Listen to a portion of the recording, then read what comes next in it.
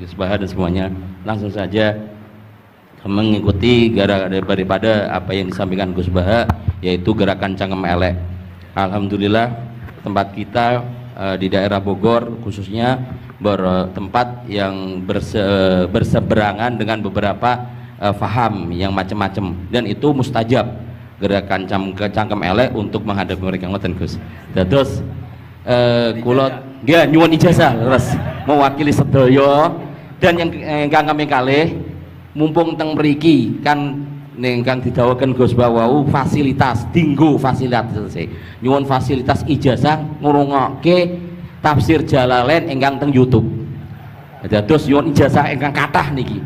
Ambil ijazah yang banyak, fasilitas dari apa yang jadi tadi disebutkan beliau, fasilitas, masyhad dan semuanya. Jadi kita memiliki cara fikir yang enteng, yang enak. Dan mumpung wonten ijazahipun nggih kula suwun ngoten Gus Bang. Ngoten cekap semanten. Assalamualaikum warahmatullahi wabarakatuh.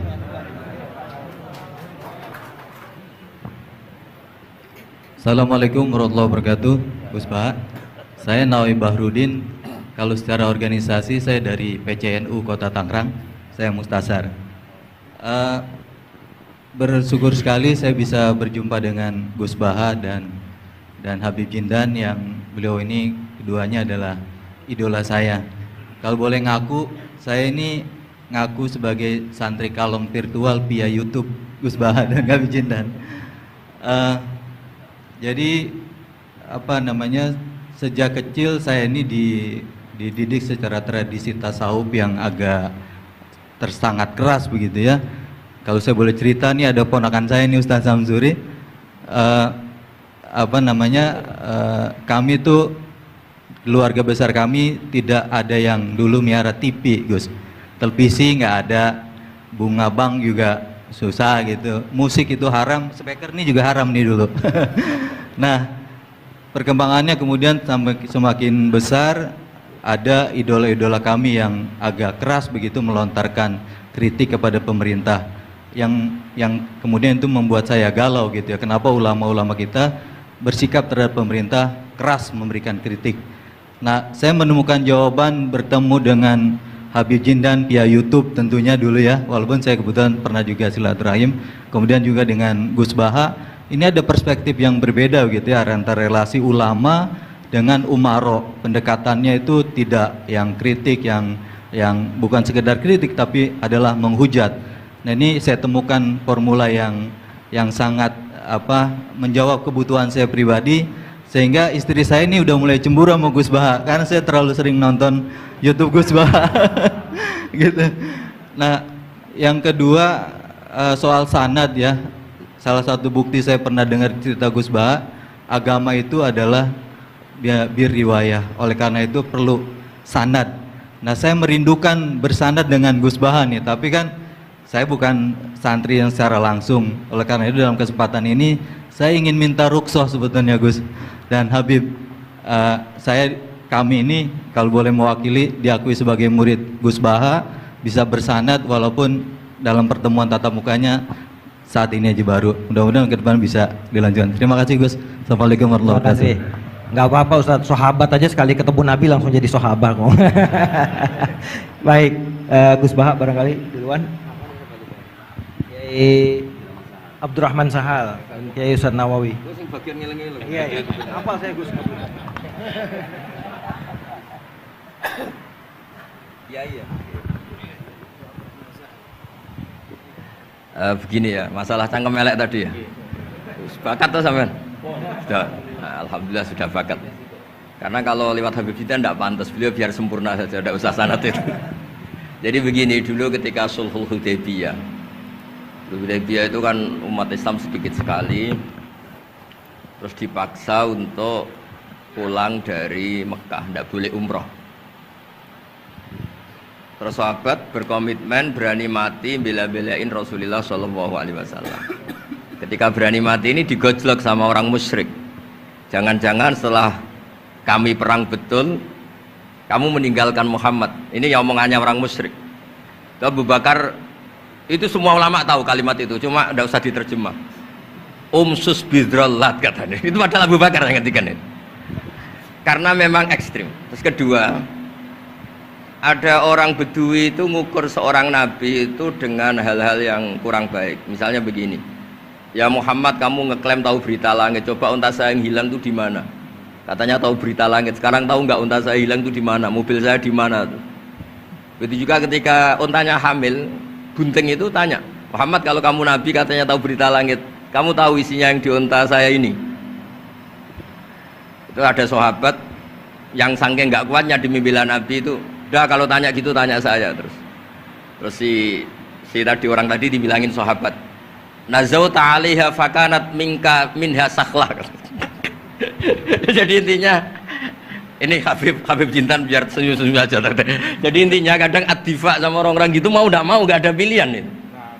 Kalau yang ma'ruf di Quran ya uffil lakum wa lima ta'buduna min dunillah. Jadi ketika Nabi Ibrahim ini sering saya patah-patah supaya tidak paham semua karena ini sanad kurang baik. Tapi kebutuhan gitu. Biasanya yang minta itu yang jenisnya ya seperti ini yang sudah cangkem elek cuma butuh legitimasi gitu. Jadi dia butuh nggak tanggung jawab, dilimpahkan ke saya. Kalau saya kalaupun salah kafaro saya banyak. Saya kan ngapalin Quran. Kalau orang itu hafal Quran, inna wa ta'ala la yu'adzibu qalban wa al Quran. Kalau kamu sekali salah adabnya banyak. Kalau saya punya penawar banyak itu. Jadi faja'alahum judadan tadi. Siapa yang memecahi berhala ini kata Ibrahim? Ya yang bawa kapak. Kenapa mecahin? Mungkin sentimen dia ingin disembah sendiri katanya. Tanya yang bawa kapak. Kata orang-orang kafir, kamu kan tahu berhala itu tidak bisa ngomong, masa disuruh nanya gitu. Otak kamu di mana? Nggak bisa ngomong, nggak disuruh nanya. Otak kamu di mana? Ibrahim balik ngendikan, balik mengatakan uffil lakum. Otak kamu lalu di mana? Kayak ditanya aja tidak bisa jawab kok kamu sembah. Jadi di beberapa kesempatan sahabat belain Nabi sampai gitu. Jadi banyak orang Bedui, orang-orang peradaban, karena Nabi itu memang nyatanya mendapat berita dari langit. Mereka terus itu dijadikan alasan. Unta saya hilang di mana Muhammad? Ini di mana? Unta saya ini hamil itu bentuknya kayak apa? Katanya kamu tahu berita langit. Masa gini aja enggak tahu? Ya terus tadi. Saya enggak tahu sahabatnya mungkin kayak jenengan enggak tahu saya. Terus dia ambil, udah tanya saya aja. Nazauta 'alaiha fakanat minka minha sakhlah. Nazauta itu sudah paling anaknya ya kayak kamu lah, kamu yang nazauta 'alaiha, enggak usah diterjemah nazauta 'alaiha itu. Tapi potongan-potongan gini tahu kira nazauta 'alaiha itu kayak. Artinya ya memang dalam banyak hal memang nggak bisa dihindari hal-hal seperti itu. Ya tapi tentu yang suasananya ilmiah bukan hadzun nafsi ya, suasananya yang ilmiah bukan apa? Hadun nafsi. Karena kadang-kadang memang mau tidak mau kayak ya tadi orang-orang yang menghujat Nabi, orang-orang yang apa itu. Kadang-kadang paling efektif itu ya jawab seperti itu. Ya, jawab seperti itu. Itu sudah berapa tadi? 3 kan? Nah, itu bukti bahwa kadang-kadang itu nggak ada pilihan dalam menjelaskan. Ya, tidak ada pilihan dalam menjelaskan. Ya, maksudnya seperti itu, tapi tidak tahu saja. Daripada anggap bibitan kan kasihan. Saya aja yang jawab. Nah, terus tadi yang Jalalain rutin sanad saya memang sebetulnya kalau saya boleh milih di mana-mana sanad tuh ngajinya utuh. Saya dulu ngaji Mbah Mun itu mulai Jamul Jawami, Fathul Wahab banyak. Sebagai keluarga Quran, bapak saya itu hafal Quran tuh kayak Fatihah, ma'ruf itu di daerah saya. Tidak ada orang hafal Quran kayak Fatihah kayak bapak saya itu. Makanya tradisi keluarga kami memang Quran. Terus babah kami juga dari ulama Lasem, Habib Jitan pernah rawuh di mbah saya. Kebetulan pondoknya mbah saya namanya juga Al-Fakhriyah. Jadi karena kalau konstruksinya tidak khatam seperti ini namanya ijazah amma. Ijazah amma ya cukup lah buat rame-rame. Tapi secara keilmuan itu masalah karena konstruksinya belum selesai. Makanya tadi saya senang Habib Jitan ketika cerita ada orang ngajar lumak. Usul fikih itu perangkat yang mau tidak mau untuk alat tafsir. Misalnya begini, wa antasma'u bainal ukhtain, tidak boleh mengumpulkan perempuan 2 yang kakak beradik jadi istrinya 1 orang.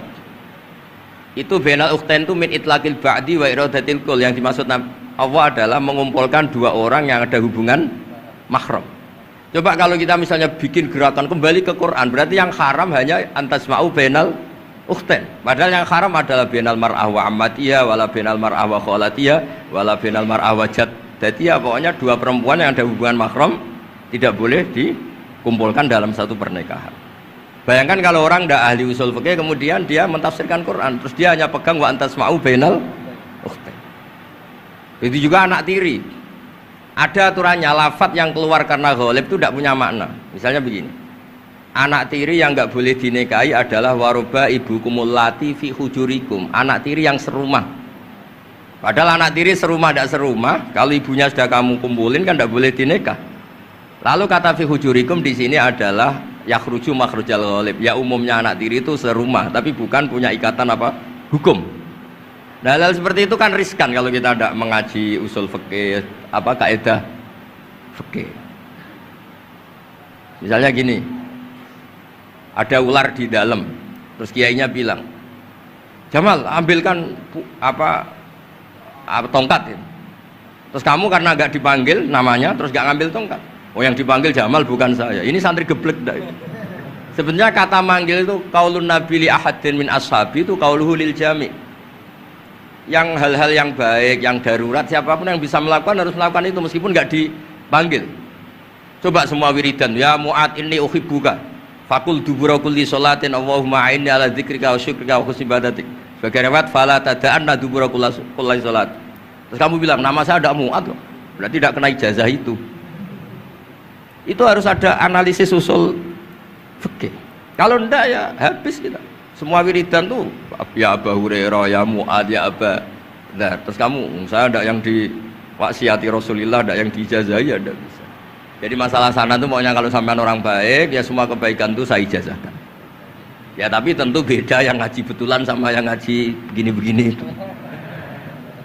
Ya memang seperti itu, karena kalau ingin jadi ulama konstruksinya memang harus utuh. Karena tadi ada usul fikih, ada kaidah fikih, ada macam-macam kayak tadi wa antasma'u bainal ukhtain. Itu ya zaman Nabi Sugeng sudah nambahi wala bainal mar'ati wa amatiha. Tidak boleh menikahi istri dan budenya atau bulenya. Nah, kenapa Nabi tidak bilang wala bainal mar'ati wa jaddatiha? Kayaknya orang kelainan kalau kepikiran seperti itu. Loh kalau bule itu masih masuk lah. Ya misalnya istri kamu 17, bulenya 27 kan kok cantik budenya kan masih bisa mikir gitu. Tapi kalau istri kamu 20, mbahnya 80 kok kepikiran itu kan. Sehingga di hadis memang hanya wala bainal mar'ati wa ammatiha, wala bainal mar'ati wa kholatiha. Nabi tidak mengatakan wala bainal mar'ati wa jaddatiha. Kayaknya kalau orang normal tuh tidak kepikiran gitu. Ya tapi apapun itu nyatanya Quran hanya wa antasma'u bainal ukhtain. Itu kalau nggak dijelaskan pakai usul fikih, ini min itlaqil badi wa iradil qul secara balaghah. Ya itu kan tidak bisa. Nah, di sini pentingnya ngaji khatam. Makanya saya suka ngaji Jalalain dengan penjelasan fikih, penjelasan usul fikih, karena supaya orang tuh tahu lah bahwa maknani Quran tadi seperti yang didahulukan Habib Jindan itu. Ya kalau kamu tidak menguasai betul, terus akhirnya ngomong menurut saya, Quran kok menurut saya, menurut perasaan saya tidak bisa. Kata Habib Jindan kok biro'i ya sudah pesen tiket di neraka. Ngeri kan? Apalagi sudah biro'i dapat penghormatan, dapat uang, dapat panggung. Islam kok menurut saya, loh ini Islam ya menurut Rasulullah, Islam kok menurut saya. Makanya ini saya fanatik bahwa kitab tadi saya tunjukkan ke Habib Jindan beberapa kitabnya Said Muhammad yang menyebut mbah beliau apa supaya mudawwan. Dulu itu ada orang alim alama namanya Les bin Sa'ad. Kata Imam Syafi'i, "Al-Les afqahu min Malik illa annahu dayya'ahu ashabu." Imam Les secara fikih itu lebih alim dibanding Imam Malik, tapi dayya'ahu ashabu. Murid-muridnya enggak menulis. Andai kan Habib Salim tidak punya putra Habib Novel, tidak punya cucu Habib Jindan, mungkin orang tidak bakas lagi Habib Salim. Mbah Zubair andai kan tidak punya putra Mbah Mun, orang juga nggak bakas lagi Mbah Zubair. Bapak saya Kiai Nur Salim andai kan tidak punya putra saya, mungkin orang sudah lupa. Dulu ini cerita yang paling ekstrim. Dulu Nabi Ibrahim pernah dikira Yahudi karena punya keturunan namanya Yahuda bin Yakub bin Ishak bin Ibrahim. Ketika Yahuda punya perilaku tertentu seakan-akan itu dari mbah-mbahnya. Baru setelah Rasulullah SAW memaklumatkan ad-dinul hanif, ad-dinul Islam millatun hanifiyah, millata abikum Ibrahim. Baru terpulihkan nama Ibrahim. Makanya kalau dalam nasihat Arab itu kama takarrama bi Muhammadin adnan. Dulu orang tuh nggak tahu Adnan itu siapa, Qusay itu siapa, Kilab itu siapa. Gara-gara punya cucu yang bernama Rasulullah Muhammad SAW, Sayyidul Khalqi, orang nyari-nyari Abdul itu siapa, Abdul Muthalib itu siapa, Hashim itu siapa. Akhirnya diketahui Sayyid Abdul itu orang yang ganteng, perilakunya baik. Abdul Muthalib itu orang yang pertama sering makan-makan, ngasih makan orang haji, gini-gini. dikatakan Syaibatul Hamdi karena terus orang ini dikatakan wasumi afisul bin Nabi sallallahu alaihi wasallam dzakara wa ta'ala walabba, ini dikatakan kusailita qasifi bila dikodo atal qasiya, terus dikatakan kilab lika surati takalubi fil ardi karena orangnya aktif sering berjuang di mana-mana.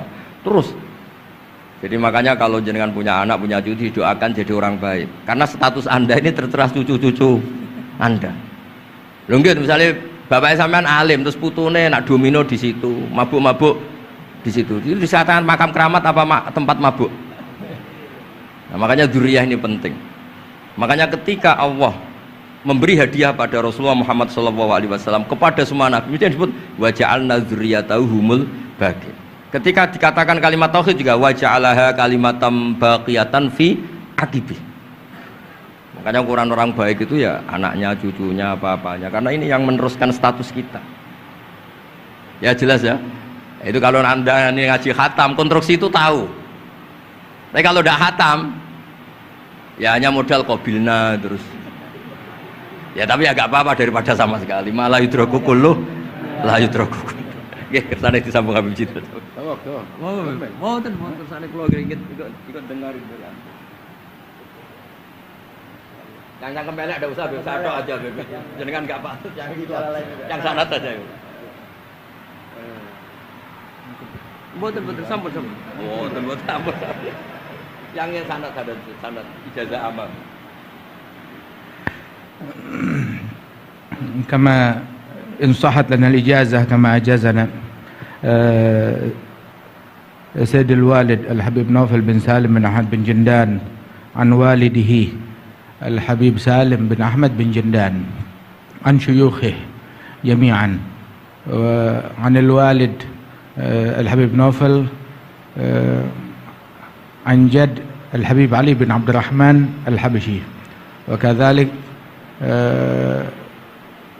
كما أجازنا الجد الحبيب محمد بن علي بن عبد الرحمن عن والده الحبيب علي بن عبد الرحمن الحبشي وكما أجازنا شيخنا ومربينا الإمام الحبيب عمر بن محمد بن سالم بن حفيظ عن شيوخه وكما أجازنا شيخنا الحبيب علي المشهور بن محمد بن سالم بن حفيظ وشيخنا السيد محمد بن علي بن عباس المالكي والحبيب عبد القادر بن أحمد السقاف والحبيب أبي بكر بن علي بن أبي بكر بن علي بن عبد الرحمن المشهور والحبيب زين بن إبراهيم والحبيب سالم بن عبد الله بن عمر الشاطري وأخيه الحبيب حسن جميع مشايخنا فبأسانيدهم إن صحت لنا الإجازة أجزناكم في تعلم والتعليم تذكر التذكير في الدعوة إلى الله تعالى وفي أذكار سادة بني علوي وفي كل ما يقربكم إلى الله إن صحت لنا الإجازة أجازناكم بذلك.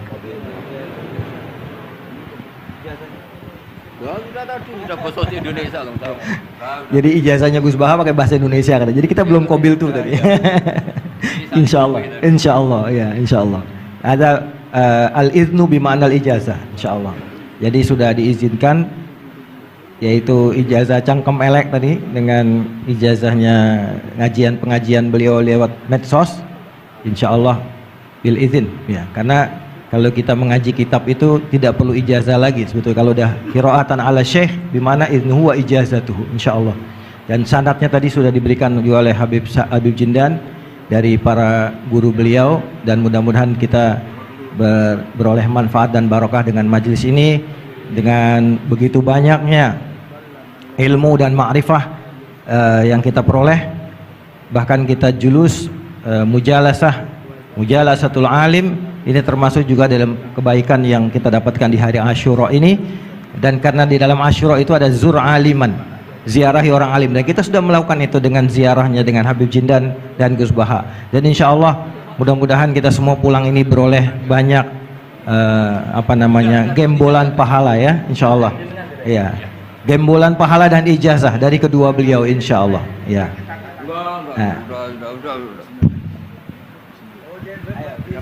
Ya, ajazatuhum kama ajazalana syekhuna wa syekhu syekhina Maimun Zubair wa aslafuhu ila Rasulillah sallallahu alaihi wasallam. Bilal ijazah wa tasyarrafna bikum wa jazakumullah khairan katsiran.